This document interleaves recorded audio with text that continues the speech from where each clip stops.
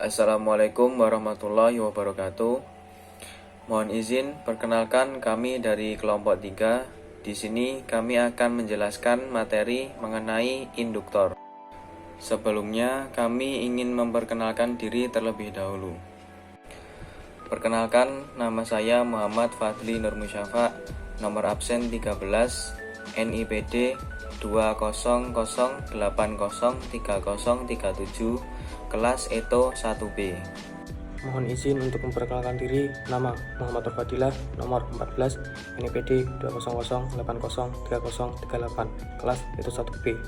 Perkenalkan, nama saya Muhammad Pramadani Prasetyo, nomor 15, NIPD 200803039, kelas ETO 1B.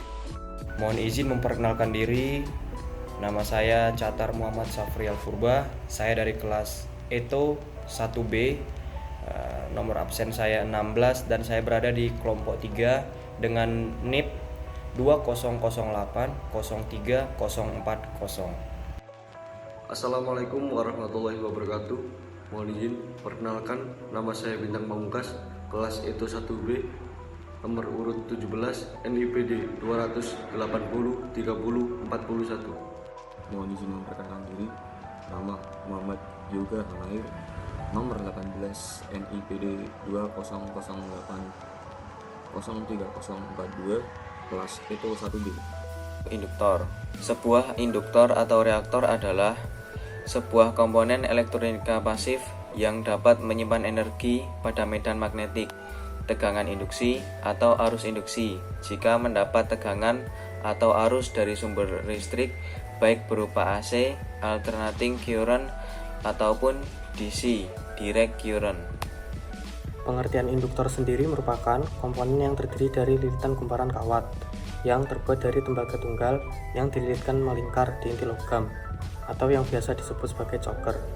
Selain berfungsi sebagai penghasil arus magnet dan arus listrik, induktor juga merupakan komponen elektronika yang berfungsi untuk menghasilkan muatan listrik. Kegunaan dari induktor. Induktor banyak digunakan dalam berbagai keperluan, terutama dalam rangkaian yang membutuhkan filter dan frekuensi yang stabil, sehingga memberikan penyaringan yang cukup baik. Kita dapat menjumpai induktor pada berbagai rangkaian elektronika, misalnya pada blok power supply. Induktor digunakan dengan cukup baik sehingga memberikan hasil yang sesuai dan yang kita inginkan. Beberapa kegunaan induktor. Jadi yang pertama itu pada power supply komputer. Pada power supply komputer ini digunakan yang pertama sebagai filter untuk menghilangkan dengungan atau noise. Dan yang kedua itu fungsinya sebagai power supply komputer juga sebagai perangkat keras yang memberikan atau menyuplai arus listrik yang sebelumnya diubah dari bentuk arus listrik yang berlawanan atau sering kita sebut AC menjadi arus listrik yang searah atau biasa kita sebut dengan DC. Dan yang kedua itu pada perangkat penerima radio. Jadi digunakan bersamaan kapasitor dan komponen lain. Jadi mereka itu bergabung untuk memproses sinyal gelombang radio agar sinyal tersebut bagus dan tidak ada gangguan. Terus yang ketiga itu ada pada kabel. Pada kabel digunakan induktor kecil untuk mencegah interferensi frekuensi radio agar tidak mengganggu pada kabel tersebut. Jadi maksudnya interferensi itu adalah gangguan sinyal frekuensi radio lain terhadap radio tersebut agar tidak mengganggu pada kabelnya. Di sini saya akan menjelaskan tentang cara kerja induktor. Ketika arus mulai dialirkan ke induktor, maka induktor akan mulai menghasilkan medan magnet yang diakibatkan oleh perubahan arus listrik ke medan magnet dengan tidak mengubah tekanan listriknya. Perubahan yang biasa terjadi disebut dengan flux magnet. Perubahan arus listrik yang mengalir pada lilitan inti besi akan menghasilkan medan magnet di sekitar kumparan tersebut, sehingga besi tersebut akan berubah menjadi magnet selama mendapat arus magnetik dari sumber daya baik maupun arus bolak-balik atau AC maupun arus searah atau DC. Fungsi induktor. Fungsi utama dari induktor di dalam suatu rangkaian adalah untuk melawan fluktuasi arus yang melewatinya.